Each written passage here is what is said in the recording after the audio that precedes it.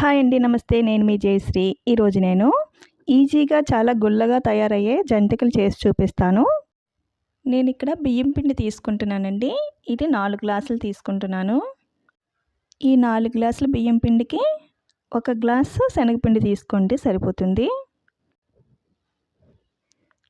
ఇది వేసేసుకున్నాం కదా. ఇప్పుడు తగినంత సాల్ట్ వేసుకోండి.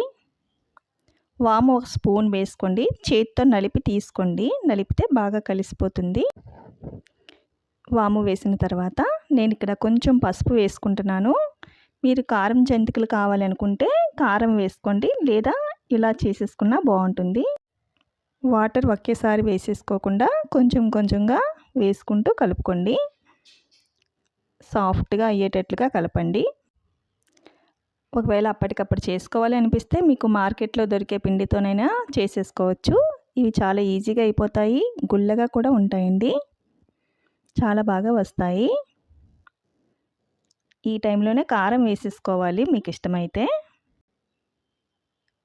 మరి ఒకేసారి వాటర్ వేసేసుకుంటే పల్చగా అయిపోతుంది కదా, అందుకని ఇలా కలుపుతున్నాను. ఇలా కలిపిన తర్వాత చెయ్యి తడి చేసుకొని మన దగ్గర జంతికలు చేసుకునేవి ఉంటాయి కదండి, దానిలో కొంచెం కొంచెంగా పెట్టేసుకోండి.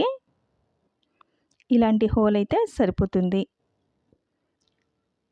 ఇలా పెట్టేసుకొని మీకు ఆయిల్లో వేయడం అలవాటు లేకపోతే ఒక గరిటె తీసుకొని దీనిపై ఫస్ట్ వేసుకొని ఆయిల్ వేడెక్కిన తర్వాత వేసుకోవాలి.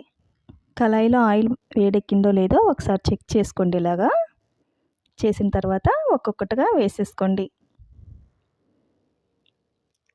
అది కొంచెం వేడెక్కుతూ ఉండగా పక్కన వేసేసుకుంటే ఒకదానికొకటి అంటుకోకుండా చక్కగా వచ్చేస్తాయి. మనం ఇలా జంతికలు వేయగానే ఆయిల్ పైకి వచ్చేస్తుంది కదా, అందుకని కళాయిలో కొంచెం తక్కువగా ఉండేటట్లుగా చూసుకోండి. ఆయిల్ మరీ ఎక్కువగా ఉంటే పైకి వచ్చేస్తుంది. చూసారు కదా, నొరగ తగ్గిపోతే జంతికలు వేగిపోయినట్టే. మంచి కలర్ వచ్చే వరకు ఉంచి తీసేయండి. గోల్డెన్ కలర్ రావాలి. ఒకవేళ మీకు ఆయిల్లో వేసుకోవడం ఇష్టమైతే ఇలా డైరెక్ట్గా ఆయిల్ మరిగేటప్పుడు వేసేసుకోండి.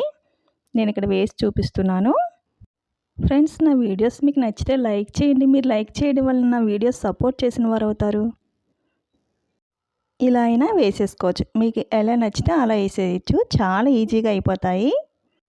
కొత్తగా చేసేవారైతే తప్పకుండా ట్రై చేయండి. నచ్చితే లైక్ చేయండి, సబ్స్క్రైబ్ చేసుకోండి, బెల్ ఐకాన్ ఆన్లో ఉంచుకోండి. Thanks for watching.